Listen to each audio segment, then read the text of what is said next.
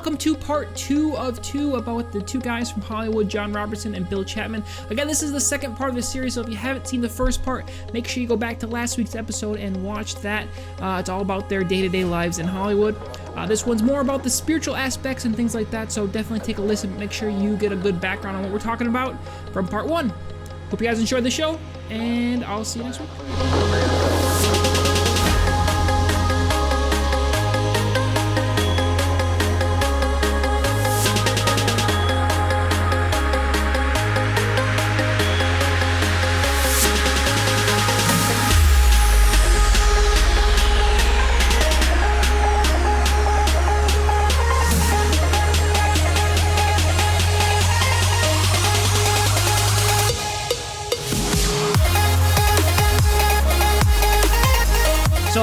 So let's dive into the spiritual aspects that you saw, and then also, well, I'll save that question for later. So what? Because we hear about these just awful human sacrifices, satanic rituals, constantly going on in Hollywood, and everyone's involved. Maybe, and by what you said earlier, maybe that's not entirely true. Not everyone's involved with it, but what kind of satanic activity did you see on your sets? I know one of the very first things that I noticed, Sam, after I'd been in the business for a couple years, I got an opportunity to work on a show called Constantine. And Constantine was a television show that basically talked about this guy that's kind of possessed. And this is a disclaimer, I very rarely watched anything that I worked on. Because once you've worked in the film industry behind the camera, you cannot watch a television or a motion picture ever again the same way. It is almost impossible to enjoy it the same way as just a regular person that just goes to the show to see it for the first time. Because you remember how it was made, you remember all the little tricks that are done to portray things on camera. But I remember working on this show, Constantine, and this one particular day, and this was in 2014. I didn't get out of the business until late 2017 in November. And I remember this day where we shot all day in this set that was really set up, kind of looked like the Devil's Lair. It was, if people that have seen the show, and I hope not a whole lot of people saw it because it really was a satanically focused show. But it was in a set that was kind of set up like a Devil's Lair, kind of an underground laboratory, kind of steampunk with lots of gears and piping, and we literally filmed the main character of that show walking around when I say all day, I'm talking about we shot from like 7 a.m. till 9 o'clock that night with a 30-minute break for lunch, with this guy basically dressed what I would visualize Jesus was dressed like on the cross, wearing kind of a swaddling clothes around his waist, like, to simulate like underwear, basically just a rag around his waist, covering up his private parts, with blood all over his body. And the only dialogue that the guy said all day was basically these really kind of creepy satanic noises, what was like a mocking of the speaking in tongues that we see about in a lot of charismatic churches. It was just a creepy day. And that was one of my very first experiences after having been in the business for a couple of years. And it really shook me. I mean, I remember going home that night and thinking, what did I just do? What did I just help do? And so, I'm looking at my IMDb right now, and I'd forgotten a lot of these shows, but I worked on, Stranger Things, completely show focused around, the occult and psychic abilities and divination and all these just ritualistic stuff, the originals, Vampire Diaries, things like the Fifth Wave, did a pilot called The Paranormal Project, speaking to the dead, lots and lots of stuff. a show called Godless. And at that time, I'm out in New Mexico and I was really struggling with my marriage, made some horrible mistakes, and God would just got a hold of me, brought me back to Atlanta. And I ended up working on a show in Atlanta called Superstition. And that was a show that's on Sci-Fi Network. I don't even know if they got picked up for a second season, but that show was really all about the occult practices of this family that runs a funeral home. And there's lots of things like bloodletting and tarot cards and seances and all of this just basically demonic subject matter that began to overtake me as a person. I've begun to just dwell on it to the point where my family thought that I was possessed, because it's all I could talk about as a believer, having been saved when I was a young boy. And like John talks about, we all backslide. I was a backslidden Christian, but once you've made that decision to accept Christ, it never leaves you. You never lose your salvation. And always in the back of my head, I knew what I was doing was just helping to glorify the adversary, helping to glorify Satan.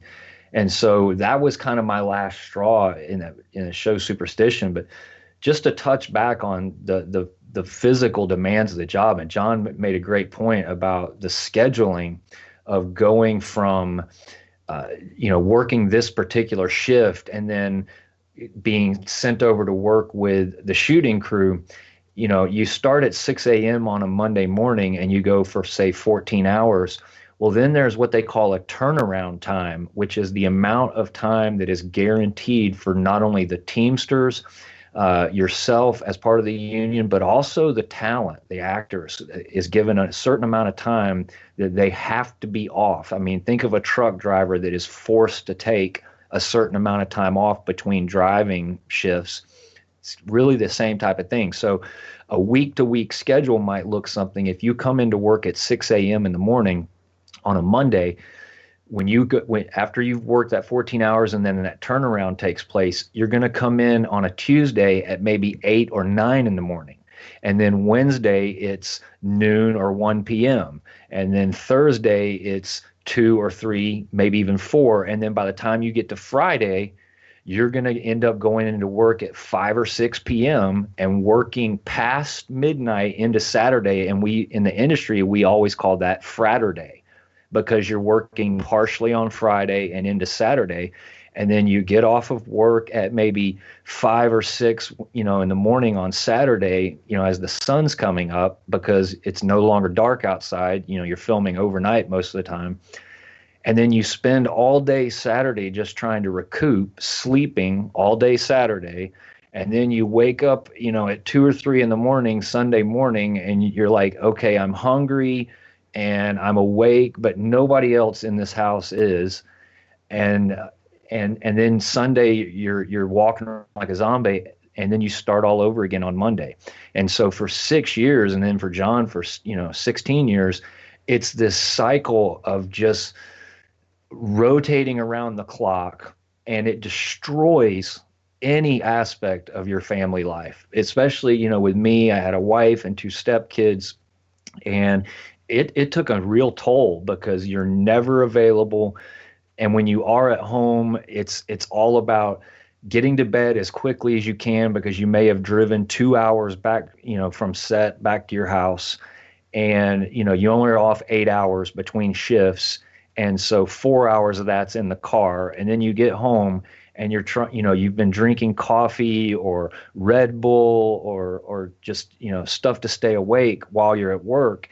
And it took a toll. I mean, it literally put me in a point, not only with the spiritual attacks from the subject matter I was having to stare at all day long, whether it's, bestiality, witchcraft, promoting, the alternative lifestyles, promiscuous, all of it just began to weigh on me mentally and spiritually. And then the physical demands of when they say we're in, if you're lagging, you're going home, or you will not be called back the next day. And so It's 110%. As soon as they say we're in, you better be giving it your 110%. And don't get caught sleeping. Do not get caught dozing off. Or not only are they going to clown you and make fun of you, you're probably not going to get called back. There's a saying in Hollywood. There's a saying in Hollywood: if you're not 15 minutes early, you're late. Absolutely. 15 minutes early is 20 minutes late or something like that. They play hardball on the Atlanta side of things. But Bill, I can so appreciate the sort of personal insight that you've offered. And what I'd like to do, Sam, per your suggestion, is kind of talk about some of the spiritual things that I saw that were particularly dark. And I think I'll start with the more deceptive ones, because Sam, I was born, I like to joke sometimes, I was in church 9 months before I was born. And it's true. I was one of the truly blessed among God's children, in that my parents literally had me in church, swaddled as a little baby. And I was born into a Pentecostal family that was, with the Assembly of God Church or maybe full gospel churches back in the 1970s. And I think I'm either fourth or fifth generation with the Pentecostal Holiness Church, going all the way back to the Brush Arbor days in the 1920s and 30s out of the Ozark hills of Arkansas and Oklahoma. So much like what Bill described, I first gave my heart to the Lord when I was 7 years old. And I think that was a clear moment of recognizing Jesus Christ as the Christ. But at the same time, I was 7 years old, and I had to have numerous times in my life where I reapproached the cross. And then the last time that the Lord really dealt with me, it wasn't a reapproach. It was more like a crash landing at the foot of the cross. So the reason I say that is to contextualize the following, which is, as I listened to Bill speak, I was thinking about my time on Pretty Little Liars. And Pretty Little Liars, I did the back half of season 1, all of season 2, and all of season 3. ABC production, but it shot at Warner Brothers. And I didn't recognize it, Sam, at the time per se, but the entire plot device of that series was about this girl who dies prior to the beginning of the series and comes back and visits them in spirit form. And then this unknown character that they called A, and A was still a mystery when I left at the end of season 3. But there was this unknown that comes in and messes with their lives. And as the title of the series indicates, Pretty Little Liars, what drives every single script is that these four primary characters lie about everything, and the web gets so tangled. That's what drove each of the plots every week. But when I worked on Pretty Little Liars, I didn't recognize it at the time as like, oh, I'm participating in evil right now. But when I look back on it, with it being 5 years in the rearview mirror now, I think about all the time that we spent in actual real cemeteries or fake graveyards that we cheated on the back lot of Warner Brothers. We even went to a cemetery at one point in Pasadena and opened up a grave, threw the camera down there, and shot point of view up from the bottom of the grave. I didn't have to get down in there. Only the camera operator and the DP did, director of photography.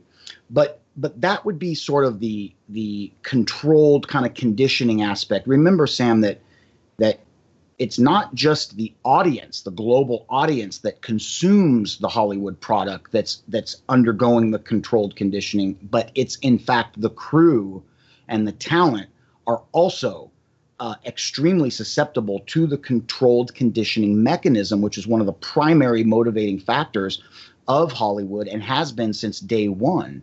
And if viewers of the Sharpening Report would like to hear my sort of historical timeline of how Hollywood came about, they can find it either on YouTube. Just type in Hagman Report and look for my debut appearance on the Hagman Report back in June of 2015.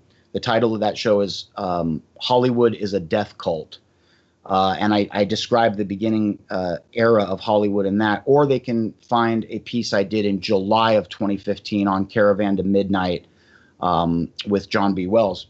But back to my point. So the controlled conditioning happens whether you're in front of the camera, behind the camera, or you're part of the audience writ large consuming the content.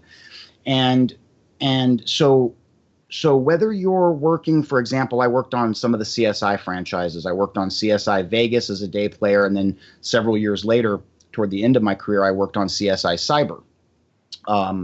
And there was a time in 2014 where I was day playing. I was working full time, but I was doing so by day playing on 2 different shows. I would either be on State of Affairs with Katherine Heigl at Universal, or I would be on CSI Cyber, which shot at CBS Radford in Studio City with Patricia Arquette.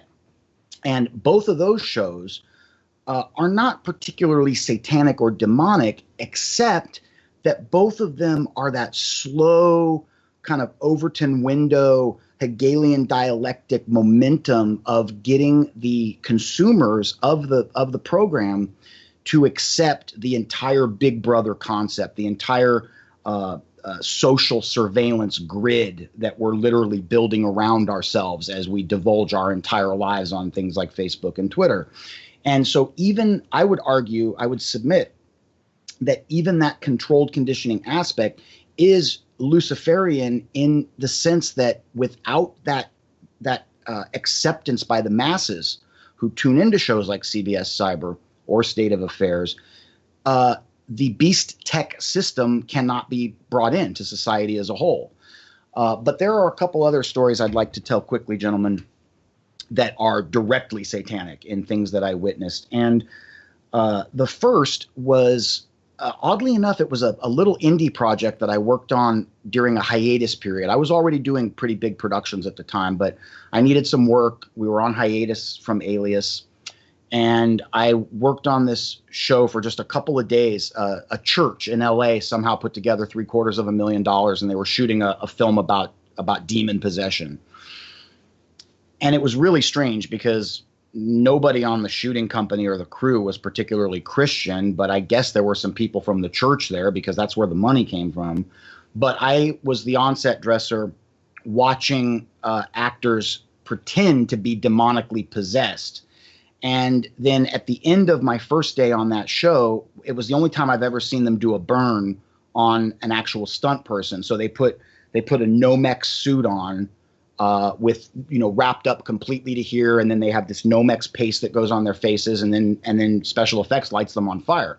And in the scene, this person is immolating, and they come running out the front door, and they collapse on the front lawn and roll around, and then special effects comes in from off camera and blasts them with the fire extinguishers, and that's the scene. And that's got to be a one-off. That's a one-take deal when you do something like that. But I remember thinking at the time, I just had a spiritual check about being in this bedroom of this home in South Central LA, watching an actor pretend to be demon possessed. I had experienced a demonic moment when I was 19 years old at my grandmother's house. So I knew that that's real and it's very serious. So to watch an actor pretend, it was disconcerting.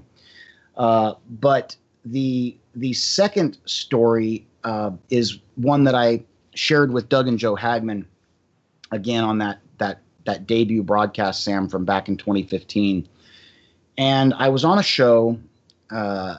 It was early in my career. I think it was 2001. It was a non-union show. And the production kept changing the script. So they were putting our production designer, who is the absolute top of the entire visual department environment. So you've got production designer, then art director, set decorator, and that's kind of how the chain goes. Our production designer, who was a very talented lady, was getting rewrites at like 1 o'clock in the morning, and they were expecting to have full 3-dimensional sets up ready to be shot 360 the following day, which isn't oftentimes it's impossible to do. So the production designer was getting caught by no fault of her own without having sets camera ready. And in Hollywood, excuses don't really get you too far at all. But there's a difference between an excuse and an explanation. And to this day, I stand firm in the fact that this woman was not lax or remiss in doing her job. She was being given rewrites at 3 o'clock in the morning with no turnaround time to bring the sets in whatsoever. And we were working on the interior of an architect's apartment. And if you ever go, there are stages in Hollywood that are not owned by the 6 major studios. They're privately owned. And when you go in these enormous 20, 30,000 square foot environments, Sam, you may walk into a courtroom, then you walk down the fire lane a little bit, and there's interior operating surgical theater, interior hospital room. Then you meander down the fire lane a little bit more, and there's a couple of jail cells. And then as you get to the back, there may be an apartment set. So there's all these interior sets under one big roof. And there's several of those environments in LA. We were on one of those. We were at a place called Dos Carlos Stages, just east of downtown. And I saw a producer, a very well-known producer, who had just come out of a major scandal where he had impregnated an A-list actress, a big time, very well-known actress. And they had gone through this massive paternity scandal just a few months before this event that I'm about to explain happened. And this guy came onto the set. So we're dressing the set. Camera's going to come in it was about 1 o'clock in the afternoon. Camera's going to come in about 5 p.m. So we've got all hands on deck. We've probably got 8 to 10 set dressers in there, literally hanging art on walls that are still wet because paint just walked off set 20 minutes ago. That's how bad this was, trying to hang drapes on wet walls. And this man began to dress down to berate this production designer gentleman. And I haven't told the story I haven't told it since the Hagman Report broadcast, but something happened to this man. And I can't use the language, nor do I care to, that he used toward her, but it was the kind of denigrating, dehumanizing verbal assault. This was not a couple of 4-letter words. This man was becoming unhinged, and he was using profanity all laced together in a way that would make a sailor blush. And I grew up with a single mom, and I began to feel, my blood started to boil, and I was probably 28, 29 at the time. And I locked eyes on this guy, and I really thought, I might wind up getting in a fight with this guy. And this guy was a very big man, and he's also one of the executive producers of the show. Like, I'm here and he's way up here. Mm-hmm. And as he screamed at this production designer, and she stood there and she remained so poised, but tears started to roll out of her eyes. Her eyes started to leak, but she wasn't weeping. It was uncontrollable, just tears. And I felt so sorry for her. And he looked at her, and he looked at me, and he looked at her, and this happened a couple times. And I'd intentionally locked eyes on him. I was younger then. I was dogging this guy, and for a split second, I saw his eyes shape-shift, change. I know it's kind of Hollywood cliche, but I actually, Sam, saw his eyes appear for a brief second like there were no eyes there at all. And I believe that a spirit, some form of Leviathan spirit, overtook that man for a few moments there on set that day. And he and I exchanged words. It got very heated. I maintained my composure, but I picked up my tool bag. I was full-time on the show, but I just had a couple of small ditty bags there. And I picked up my tools, and I walked off set.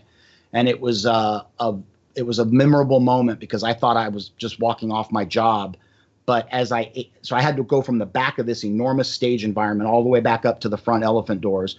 And then I came outside. You've been in the dark for a long time. You can't see for a couple seconds because your eyes are adjusting. And I'll never forget, I turned around and I looked behind me, and there were about 15 or 20 other employees of the film that had all opted. They'd all seen this transition happen. And there was construction, paint, a couple of transpo guys, all the set dressers, all the prop crew as well, the hand prop guys. They all walked. So there were about 20 people that made a mass exodus off that production at that time. And lastly, the other thing that I'd like to mention about the sort of the spiritual underside of working on production. I mentioned this when Bill and I did On the Objective as well. There's this notion among people who do not have the discernment that the Holy Spirit will give. Now, we know that discernment is sort of is formulaic in the sense that, as Bill said a moment ago, You need to be sealed in your salvation in order to have the discernment of the Holy Spirit. You can't reverse those. You can't have the discernment as if you're still lost, if you're still outside of the blood of Christ, right, gentlemen? So I think a lot of the population in this country, and this is clearly demonstrated by the popularity of these cable shows that do the ghost hunting thing, they believe that when you see these kind of orbs of light, and a lot of times you'll hear people dismiss it as like a sundog or a flare effect on a camera lens. But when you work on a production company, there's oftentimes many people in many departments that are taking still photos for continuity purposes. So whether it's hair, makeup, wardrobe, that are taking, photos of the talent so that they can match the garb, match the makeup composure the following day, or maybe a week later when we're back in that day on the script. Or whether it's myself as an on-set dresser simply taking pictures of the environment so that I can redress the set properly and it cuts together in post-production. There's a lot of photography going on, whether it's just snapping pics with an iPhone or digital cameras, 10, 15 years ago. Over the years, I began to meet people, Sam, who were capturing these sort of little orbs of light. And, you see it one or two times, you dismiss it. Whatever, it's a key light, it's a source light. It's just a camera trick. But when you begin to see it often, you start to kind of scratch your head, and people dismiss it as, oh, well, that set must have been haunted. And there's this whole sub rosa sort of culture in the film industry of the haunted sets. And I know, Bill, you and I have never really talked about this, but I'm sure in Atlanta and Albuquerque you have the same thing, because in LA it's huge. Whether it's an abandoned hospital or a defunct jail or wherever. Jails were always big. Jails big. And churches and cemeteries were just the creepiest places to work. Absolutely. And so by terrestrial or secular definition, everybody thinks that there's a haunting, that there's a spiritual implication or remnant of some sort in the actual environment.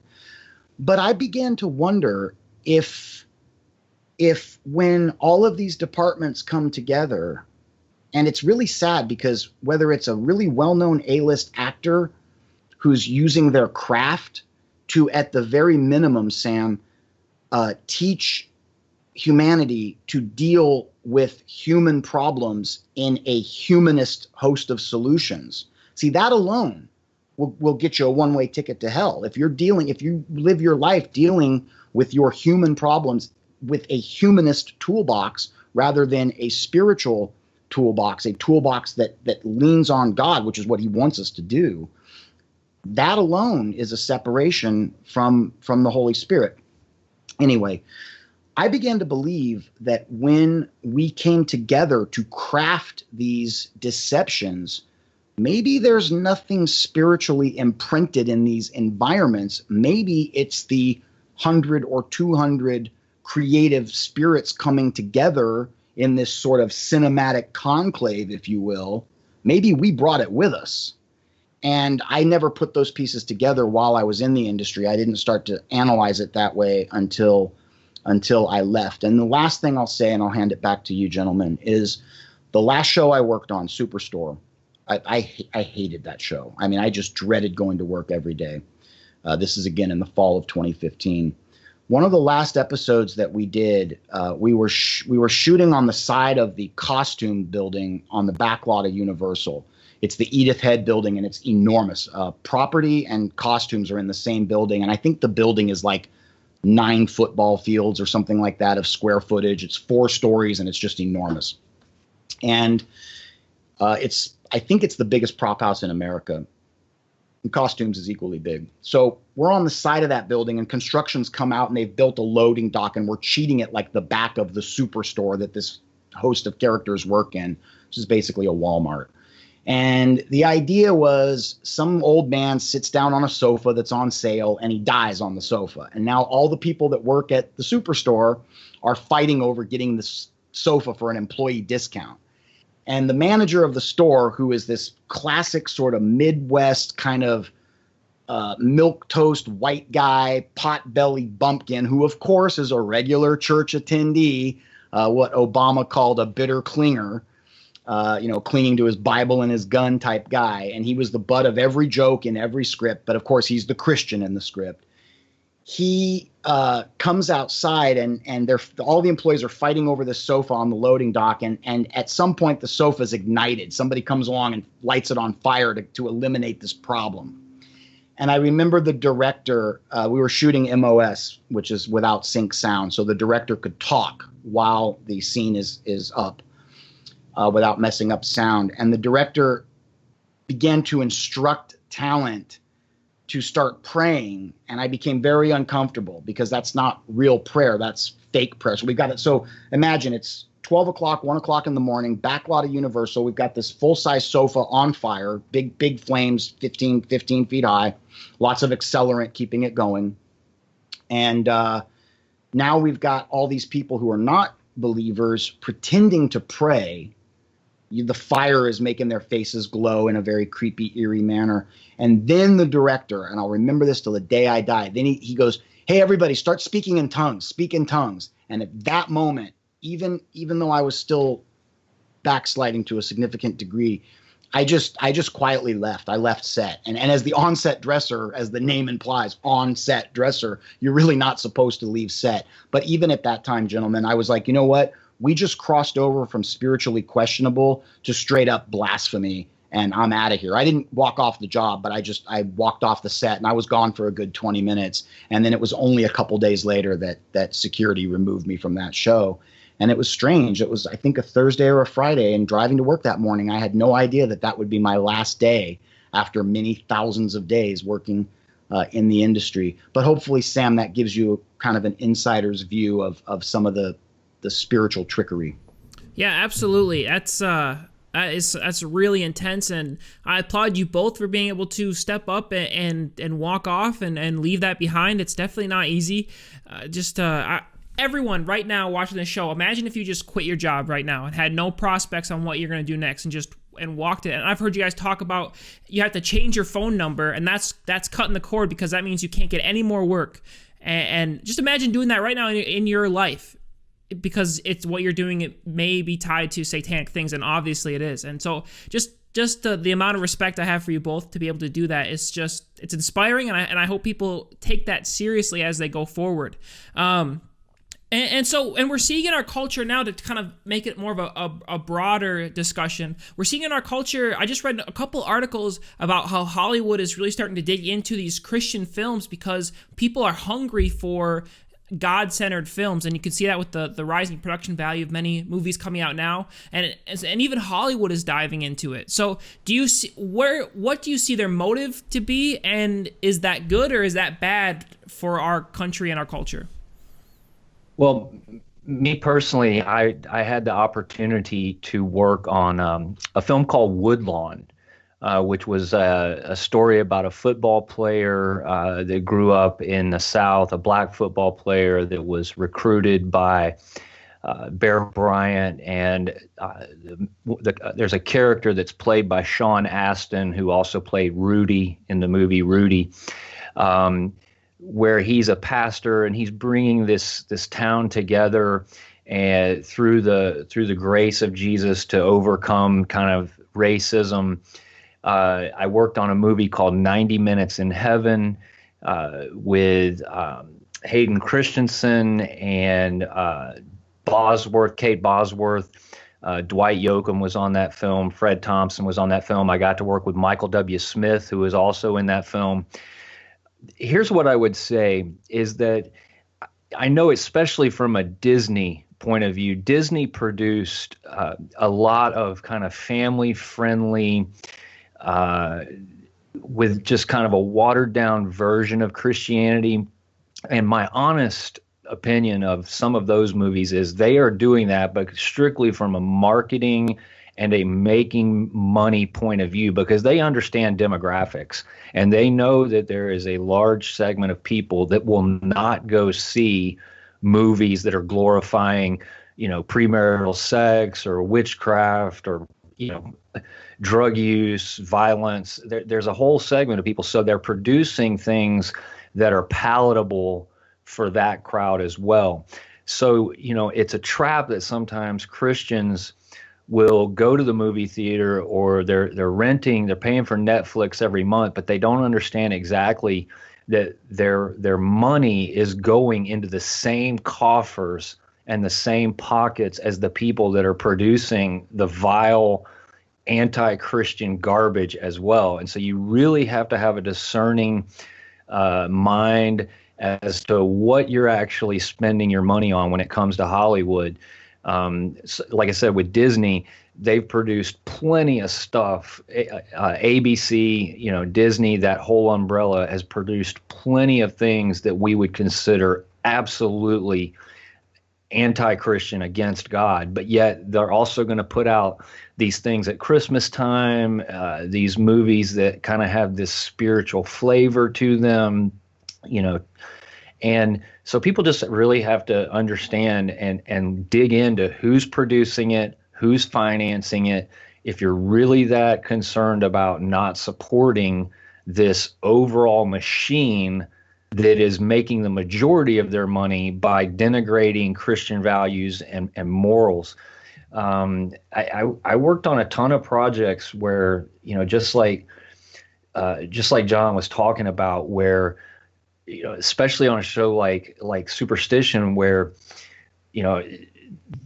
it's a show that went straight into occult practices and mocking of God. I remember one of the scenes we shot was the female character in the show is on a cross shaped like in an X, and on the back side of that cross is a priest, and it's surrounded by 5 women dressed as witches in the shape of a pentagram, and there's blood on the floor, but yet I'm having to stand there and hold a camera or help light it to help make it look better. And so I just like John said, there were a lot of times where I risked my job security to walk away from certain things. And so as far as the Christian nature, it's far and few between. And even when you are working on a Christian production, and I did have a couple, like I said, a couple opportunities to work on things that were generally in that Christian family friendly category.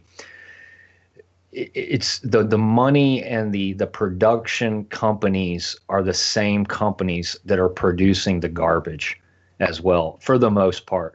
And so it's a catch-22, because without that ability to go to work and sometimes film things or help film things that are just so distasteful. I mean, I worked on a show, Godless, and I remember having to do a scene where these 2 twin brothers in that show are committing rape against a young helpless female.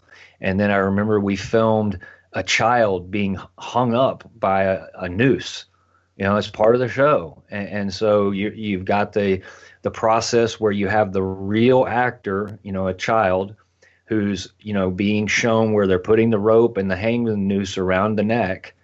And then the actor has to act like he's being, yanked off the ground. And then you cut to a scene where it's a mannequin, a very lifelike looking mannequin. And so the viewing public doesn't see all of those things happen. But as a crew member, you're literally, you have the visual image of these things in your brain forever. You can never unsee them. And I mean, everything from murders, people being hacked up with, knives and shot, and I worked on All Eyes on Me, the total debauchery that Tupac Shakur was involved in with the different women he had in his life, and having to film those things. And a lot of times those type of scenes involving sex or nudity, those are sets. They basically kick a lot of the people off. But if you're the dolly grip pushing a camera dolly, you got to be right there, or the onset dresser. Absolutely, you're standing there, and you've got to take this in because it's your job. And so every day I would go home and I'd be like, Lord, please forgive me, Lord, for being in this position where I have to do this to provide for my family. And it took me a while, you know, and after that show Superstition, that was kind of the Damascus moment for me, where I just said, I've had enough of this.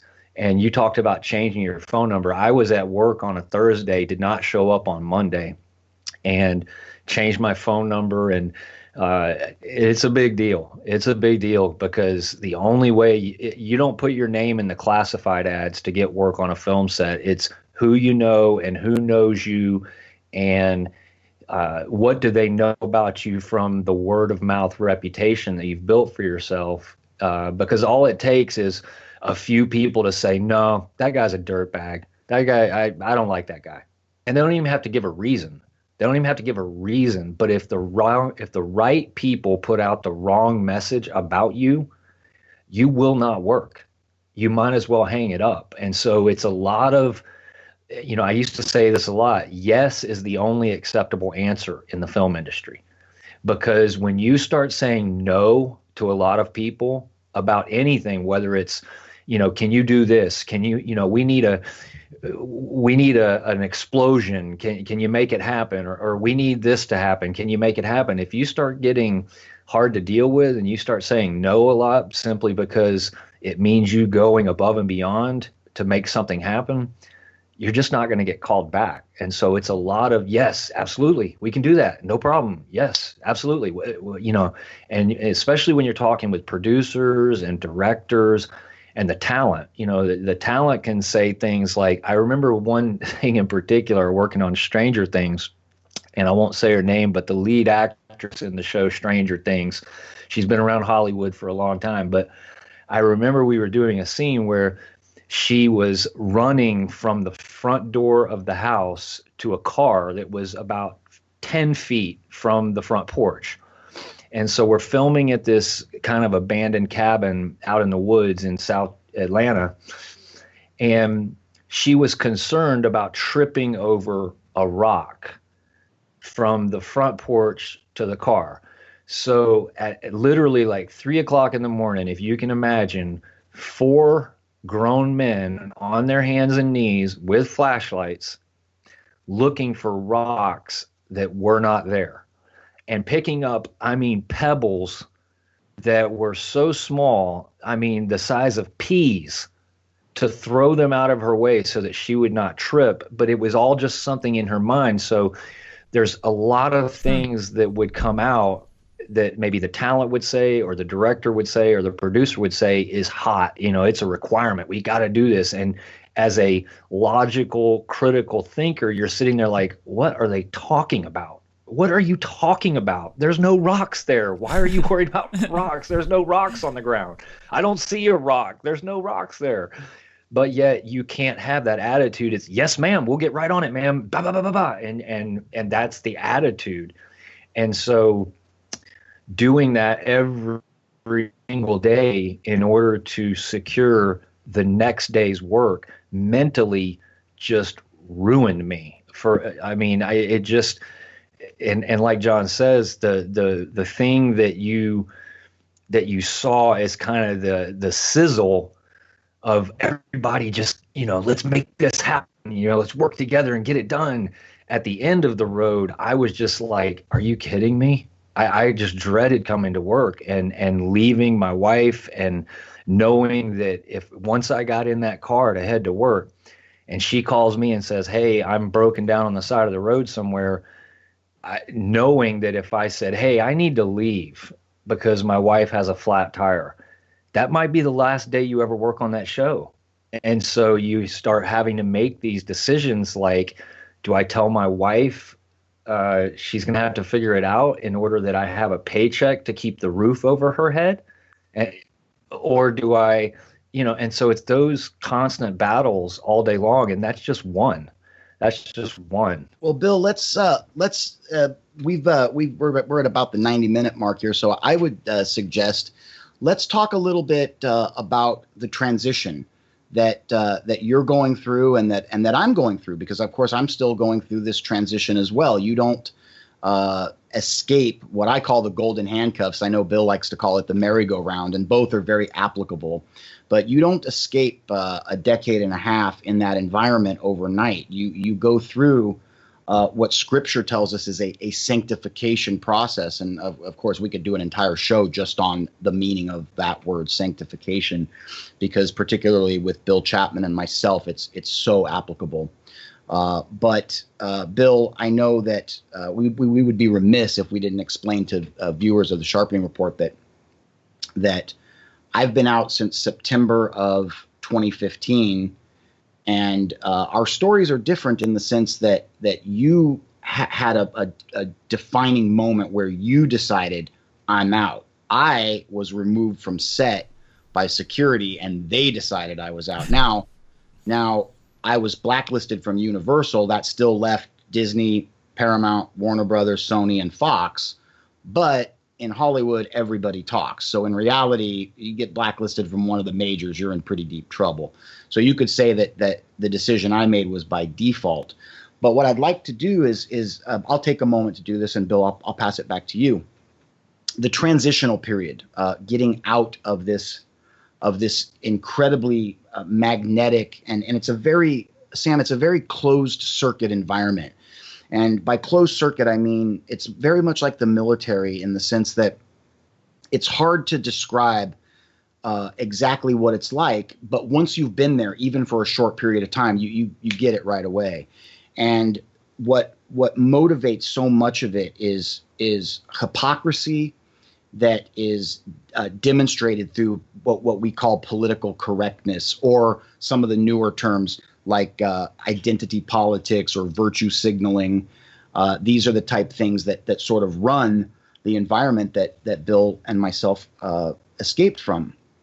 A good example would be the sexual harassment training that you're required to go through every year.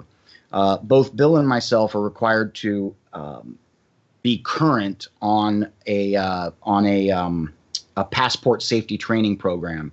And originally, we carried these little booklets around that actually looked like little miniature passports, and it's got your picture in it.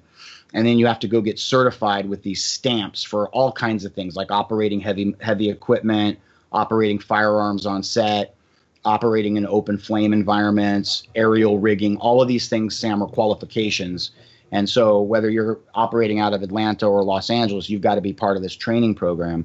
Well, commensurate to the passport safety training is also the sexual harassment and sensitivity training that you have to go through. And I know through ABC and Disney, which are the same company, or Warner Brothers, I went through the sexual harassment training twice with Disney and 3 times with Warner Brothers. And what I'd like to mention about that quickly is the first time I went through it with Disney and the second to last time I went through it with Warner Brothers. The first time I went through sexual harassment training at Disney, Sam, the presentation that the lawyer gave us was basically about what you would expect. Be super careful and sensitive about the opposite sex. It started off with, don't make inappropriate comments, but it's really carried over now to you can't even tell somebody, wow, those are cool shoes. It's really gone like off the reservation as far as I would argue detracting from normal human interaction, but I would even extrapolate that out to Satan's plan of demolishing and fragmenting the nuclear family. And Hollywood is a big, so behind the camera, behind the stage doors that 99.9% of the content consumers never see, we are instructed to behave in a manner that is totally antithetical. It's 180 degrees off the mark from what we produce and amplify out to the world. And that's a very strange place to exist, because you talk about hypocrisy. I mean, you feel like a hypocrite in capital letters. So the first sexual harassment training I went through was on Alias at Disney, probably 2003. And what I remember about that is after we watched a couple videos that were these cheesy little public service announcement type productions that demonstrated how you're not supposed to behave on set, the last video, Sam, was of 2 women at a jewelry counter, like they work at a jewelry store. And I remember it was kind of comedic because the display cases that they used were clearly these display cases that we pulled out of the Disney prop house numerous times. So they'd shot it somewhere there on the lot. But anyway, it's these two kind of middle-aged women working behind a jewelry counter. And one of them looks at the other one and says, how are you today, Sue? And she's like, oh, Jane, I'm fine. Thank you for asking. And she's like, well, Tom and I went to church yesterday, and it was just such a positive sermon. If you'd ever like to come, we'd really love to have you. And then the lady says, oh, well, Sue, thank you, but I think I'll pass. And she's like, okay, well, I'll be praying for you. They married that together with sexual harassment training to indicate to us that you will not proselytize on set, and that if you choose to do so, that they're going to handle that legally the same as they would sexual harassment. So you can see how difficult it is to even know how to comport yourself when you're in that type of environment where you're kind of trying to go north and south at the same time. The more pronounced example would be on Pretty Little Liars season 3. We were taken over to stage 8. We were shooting on stage 7. We went to lunch, and then we came back, and we were back in on stage 8, where we listened to an attorney go through an hour of the do's and don'ts. And I kid you not, Sam, once that little meeting was over, there were probably 150 of us sitting there. They brought in bleachers to an empty stage, and this lady gave her speech. We went back to stage 7 and shot a multiple participant lesbian love scene in one of the Pretty Little Liars, in one of the 4 primaries' bedrooms, where these girls are rolling around on this bed, making out, tugging at each other's hair, etc. And of course, as Bill indicated a moment ago, they'll close the set for something like that. So instead of having 35 or 40 people standing around, you've got maybe 8 or 10. But somebody made a mistake. They didn't close the set. And I'm not kidding you. The accountants were there.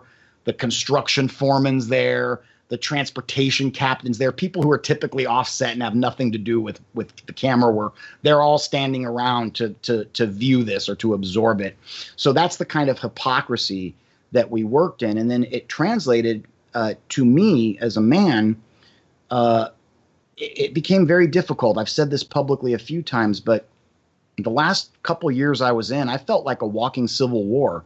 I was doing programs like the Hagman Report and Caravan to Midnight, Josh Tolley Show, etc., whistleblowing on something we've really just scraped the surface of today, which is the actual Luciferian occultic practices that through things like Ordo Templi Orientis and Scientology and back in the 70s, the Process Church, they are like a nucleus of Hollywood production. That's probably another show for another time.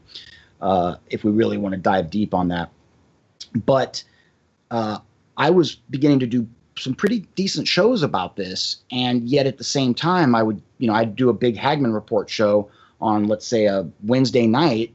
And then Thursday, I'd get up and go right back to Sony or Universal or wherever. So on one side of the studio gate, I felt like a total hypocrite. And on the other side of the studio gate, I felt like a turncoat, because these people were still paying my rent and putting bread on the table.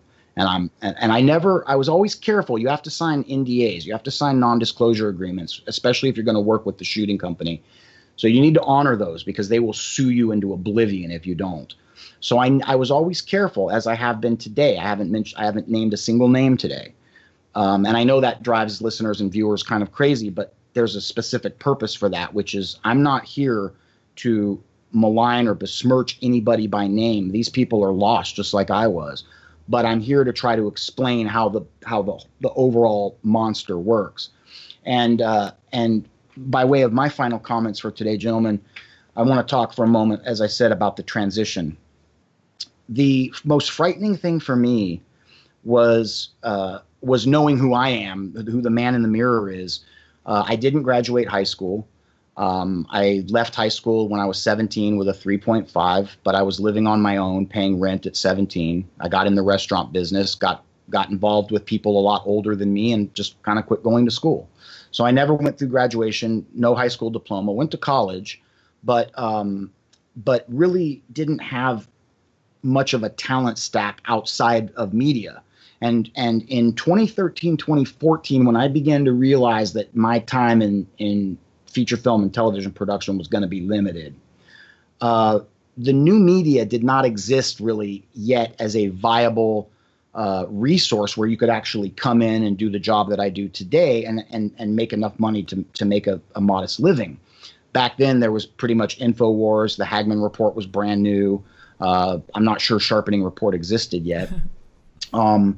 So Satan will use fear. It's one of his primary motivators, because we know Hebrews 11:1 is my favorite scripture in the Bible.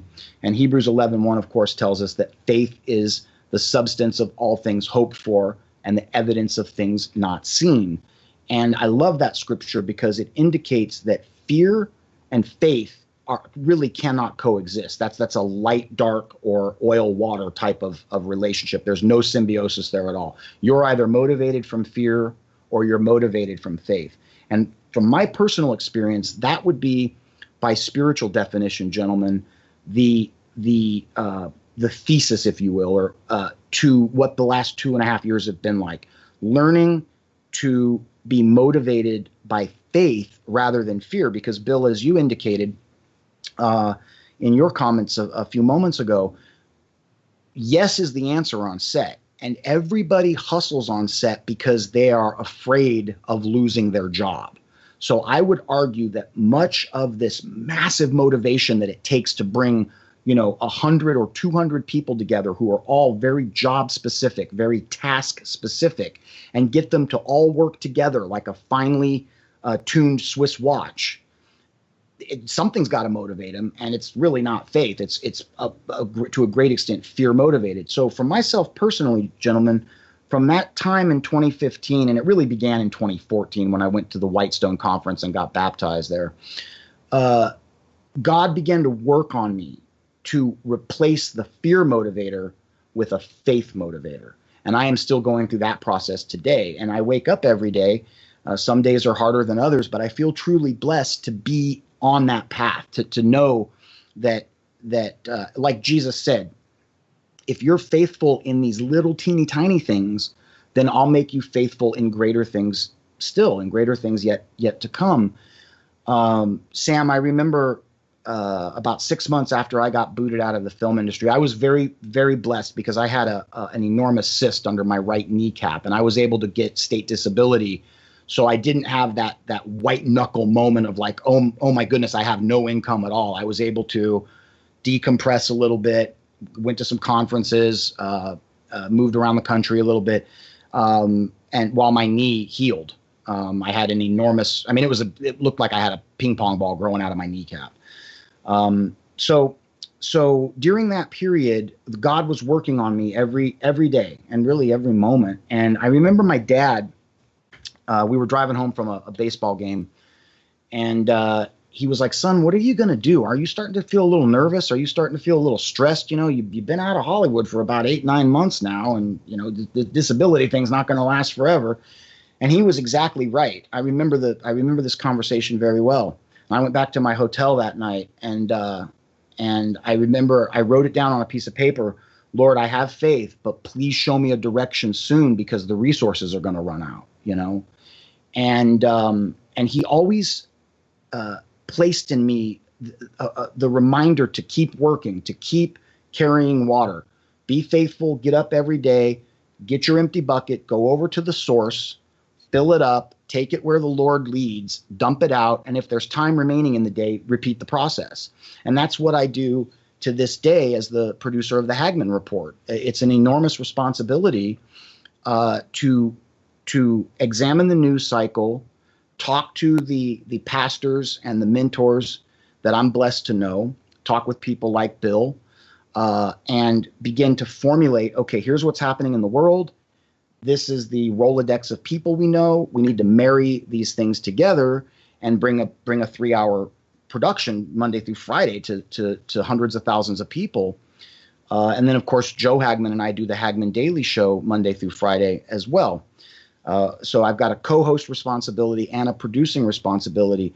But what makes it manageable, Sam and Bill, is remembering every day that all glory goes to the Lord, that we are all clay on the potter's wheel for sure, And that regardless of whether you're starting off a podcast for $49 a month with Blog Talk Radio and you don't even have a microphone yet and you're operating off a 7-year-old PC and you've got 5 listeners and you know who 3 of them are, whether you're there or whether you're working for the Hagman Report or True News or InfoWars, as long as you're playing the position that the Lord designed for you, then you're on the path that you need to be on. And I think about this every day, guys. It really is like carrying water. We have this enormous amount of truth. We have veracity over here. And then we have the fake stream media lies and deception that are corrupting our world to the point where we're going to smack into an intersection where it's going to be like a spiritual gridlock. And I think we're approaching it very quickly. What I mean by that is the beast tech system is coming. All of the IT already exists. It's just the politics, the cultural acceptance is catching up to that IT. And it's happening right now. So we as believers need to really begin to accept with humility in our hearts that this is no longer a spectator sport. This is not about front row seats to the big game or ringside seats to the big brawl. It's time to saddle for battle and get in your position. And the only way that you can get in your position is to submit to the Lord, because you don't know your position, but he does. And that's why I love Hebrews 11:1 so much. Again, faith is the substance of all things hoped for and the evidence of things not seen. And I'll conclude by saying this, and Bill, I'll hand it back to you, brother. In 2011 and 2012, I did what a lot of men do. I realized that under the Obama administration, we were printing money around the clock. We had, like H1N1 type news coming out all the time. We were starting to see these weird, almost zombie diseases coming out of Africa, the militarized police, the arming of civilian law enforcement in a paramilitary fashion. Being a amateur historian myself, I could see so many similarities to 1930s emergence of Nazism in Germany compared to what we're seeing right now in our country today, perhaps with a little bit of respite in the President Trump era. But again, back in 2011, 2012, these were frightening times. And I did what a lot of men do. I started buying guns. I started buying silver. I started buying storable food. It looked like we could be really sliding down a deep, dark hole very quickly. And of course, back then we didn't know anything about Donald Trump or that we would get this, what I believe is almost a Cyrus-like respite. But I digress. My final point, gentlemen, is simply this. I can remember walking around on the streets of Pasadena, California, and I would listen to the Hagman Report on my first iPhone, like an iPhone 3. And I would listen to Doug and Joe Hagman. This is back in the early days of the show. And I couldn't understand why I even listened to these guys. It was kind of this folding card table and a couple of over-the-counter mics type shows. It would drop off air sometimes. But there was something that kept attracting me to this. And I didn't know it at the time, but what it was the Lord had enabled me to feel the vacancy, that absence that's within each of us. It's like a missing puzzle piece that only he can fill. And I think a lot of us in the Patriot movement and the Liberty movement, the Truth movement, the Remnant Church, we're all looking to fill that empty space. And I've been around the campfire long enough. I've seen people fill it with everything from workaholic habits to dusting a few bottles of wine every night and still being a very viable member of this Remnant Church community. I began to pray these really short, simple prayers. And I would actually stop. I would pause my iPhone mid Hagman Report. I would look up in the night sky and I would be like, Lord, I don't know what's going to happen, but I know something's going to happen. I don't know who's in charge, because clearly Obama's not in charge, but I know that ultimately you're in charge, Father God. And this was the hardest thing for me to do because I was so willful, guys. But I couldn't do it on my own. I had to take it to the Lord and say, Lord, I want to be a more humble spirit before you, and then by consequence before everyone else. And I had this weird feeling, gentlemen, that the Lord was going to do something pretty significant with me, but I had no clue what it was.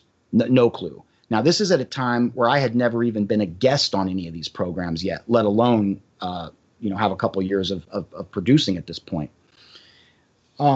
And the most important critical thing, more than building a Rolodex or producing the Hagman Report or any of these remarkable things, speaking at these big conferences, more so than any of that, the most important tool that the Lord led me to, and I'm so grateful that he gave me the courage to utilize the tool, was to humble myself before him and say, place me where you would have me go, and then give me the strength and courage to work once you get me there, Lord.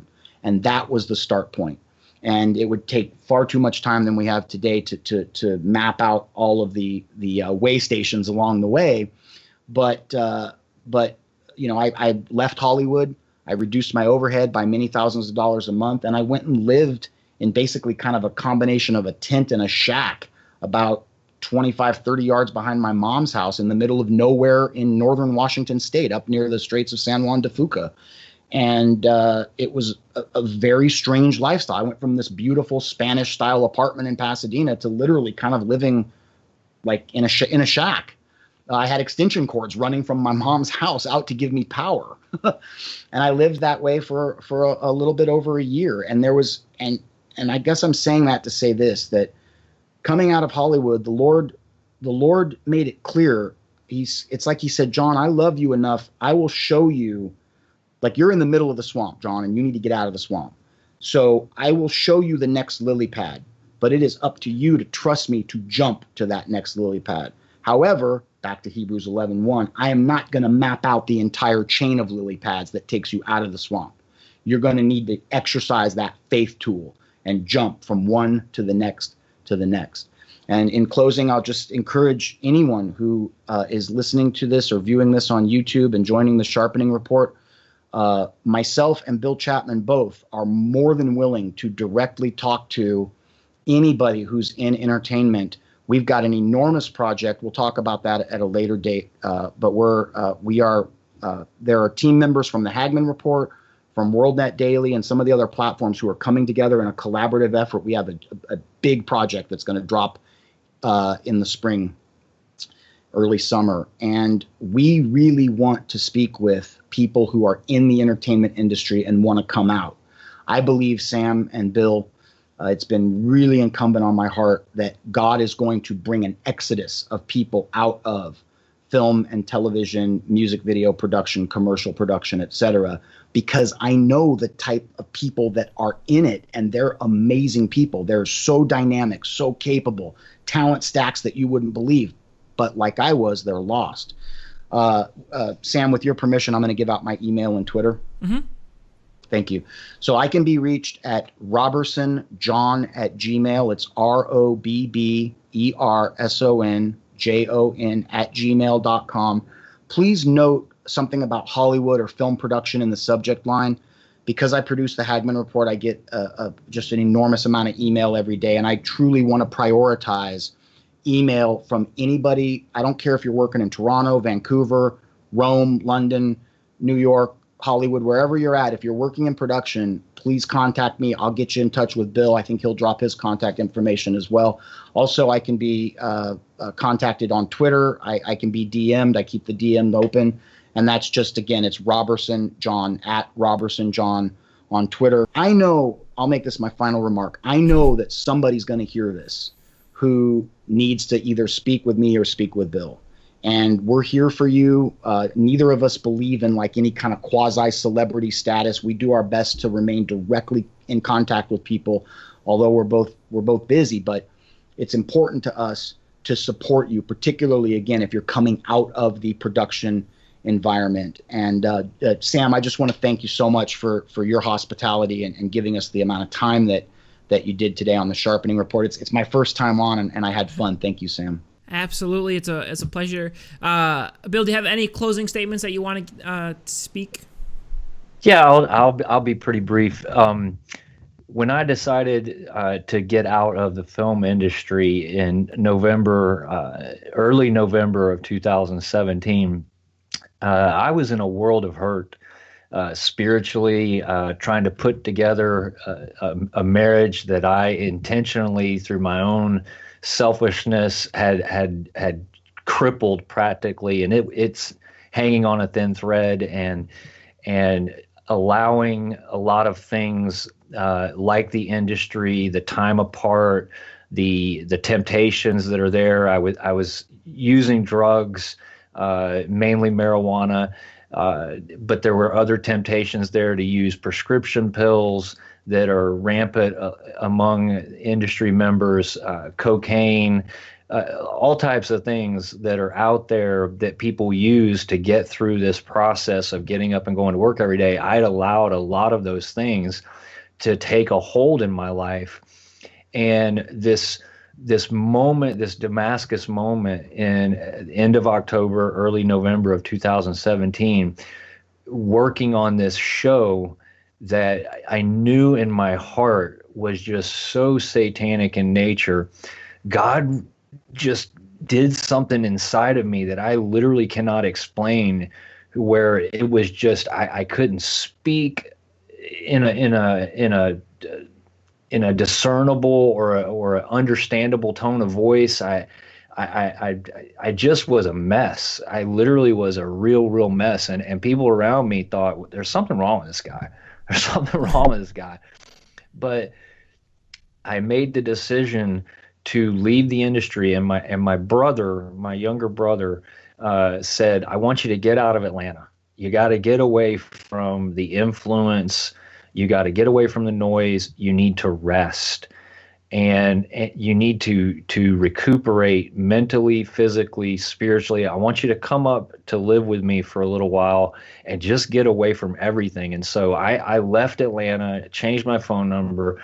I come up to his house in New Hampshire, and I move into the room of my little nephew, where I'm recording from right now. We're talking right now in my little makeshift studio. And every single day, it's been about getting healthy, spending time alone with the Lord. And in my boredom, really, more than anything, I got on Twitter. I mean, there's no television here at the house, and so I wasn't watching news. And I really just got on Twitter so that I could stay up to date with what's going on in the world. And gradually I began to post things about coming out of Hollywood and talking about, a new life and that God was working on me, and I began to attract some followers. And then eventually I did a Periscope and just basically bared my heart, talked about, the mistakes that I had made in my own life, that God will use the broken and to do miraculous kingdom that we can't even fathom.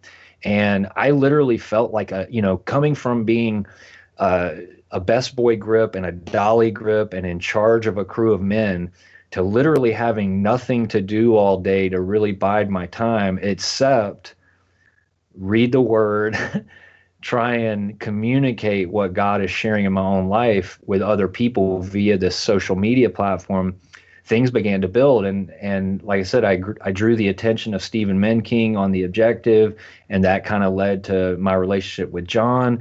And so from all of that, God has begun to open up doors into this whole other kind of career field where I'm not spending all day on set surrounded by debauchery and these people that are producing things that are antithetical to the good news and the gospel of Jesus Christ. I'm able to just sit and write articles, take information that I find truth, and pass it on my Twitter, have these conversations via podcasts with Jon and Stephen and now yourself. And it's a whole new world that God is leading me through baby steps and teaching me things as simple as just being patient, to wait on his timing. And so I've been up here for a few months and really worried about how am I going to provide for my family. And God has taken this situation that I walked into knowingly, and then walked out of simply on faith of just saying, I'm going to get out, Lord. I don't know what tomorrow is, but I'm going to just be obedient and let you handle the consequences. I've learned how to be patient. I've learned how to get up every day and just like with my hands open, just like this, with my hands open, Lord, I can't do anything for myself. And whatever you decide to hand me today, I am going to be thankful for, whether that is a meal, the fact that I have a roof over my head, or it's going to be a tweet from somebody that says, Bill, thank you for sharing truth with me. You're a blessing in my life, and your testimony has ministered to me. And it's those little things, rather than having this focus of I'm in Hollywood and I work for Jerry Bruckheimer, or I did this movie, and having this inflated sense of self-worth that's based on the production of lies and deceit, to just being humble and low in spirit and saying, Lord, lead me. I've messed up my life by trying to drive the car myself. I'm literally going to stop holding the wheel. It's yours now. And no matter what happens, Lord, I know that you have all these steps, the lily pads, as John referred to them. You know where they're all at.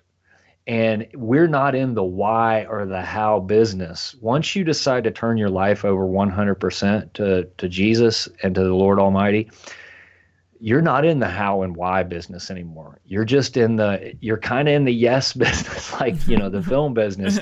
It's just your job to say, yes, Lord, yes, Lord, yes, Lord, yes, Lord, yes, Lord. And that's a great worship chorus, by the way. Yes, Lord, yes, Lord. But that's really all I would say, is that this has been a transition for me. The future's bright. I'm excited about going to this conference, and I will give out my contact information. It's really simple. It's chap151@yahoo.com. That's the first four letters of my last name, the number 151 @yahoo.com. And you can reach me on Twitter @bchapman, @bchapman151. And I would love to talk to anybody that's in the film industry. There's no formula, just like there's no formula for getting in. People used to ask me all the time, how did you get in the film industry? And after a few years, I was like, you know what? I forgot. And now I just want to know how to get out. I want to know how to get out of the film industry. And what I would tell people is that there is a way, and it is going to be specific to your situation. But the number one thing is if you're feeling that leading, that calling, God's telling you to act. And just like John said, it is go time. It's not 5 years from now, 10 years from now. We are on the cusp of something in our society and in our world. The amount of things happening just day to day, whether it be social media, political, the entertainment industry. I mean, who would have thought ever we would have seen a guy like Harvey Weinstein selling his property to pay legal bills because he's been busted for all this sexual harassment stuff? I mean, nobody would have thought that 5 years ago. Nobody.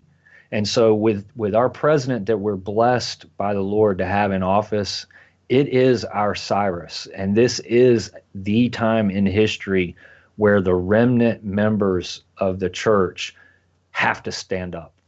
They have to stand up. It's time. It's go time for people to stand up, be counted. Don't be afraid to lose a job. Don't be afraid. The Lord loves us, and, he takes care of us. I walked away from a job not knowing that I would not have a paycheck for months, but I've been blessed to have a place to stay, food to eat every day. I've gained weight that I've lost from working in the industry where I look like I was a cancer patient. I'm starting to feel healthy again. I'm starting to eat properly. I'm starting to sleep properly. And so the Lord has got a lot of incredible things I know in store for myself and for John, the project that we're working on. It's going to be big. It's going to be big, and it's going to be blessed, and it's going to be a God thing. And I know that he's going to use it to reach thousands and thousands and thousands of people with the message and the gospel of Jesus Christ. But again, Sam, thank you so much for having both of us. It's just been an honor to speak with you. I've been watching your videos now for a while, and you just do a great job, and it was an honor to be a part of it, and I hope we could do it again sometime real soon. Absolutely, amen. I agree with everything you said, and it's a joy to have you both on.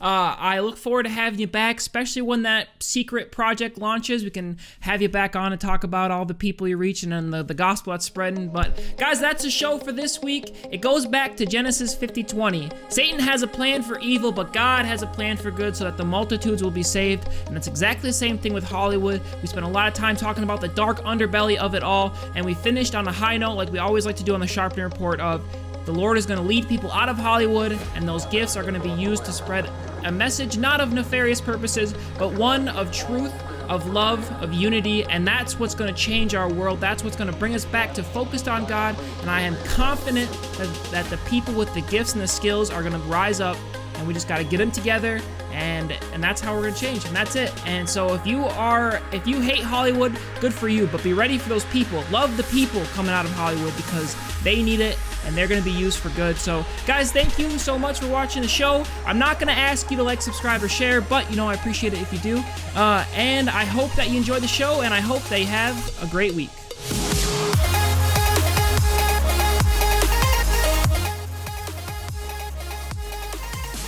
Indeed it is. And as we were just discussing off air, gentlemen, we find ourselves in that sort of tug of war flux between Easter, which is what we all grew up with, of course, and Resurrection Sunday. Sam, you want to touch just quickly on that? No, because I'm going to edit all that on the post, because it's going to be posted in like 2 weeks, so. Oh. Well, that being said, 3 guys walk into a bar. No, anyway, yeah, so, one of the funniest starts to the show I've ever had. No.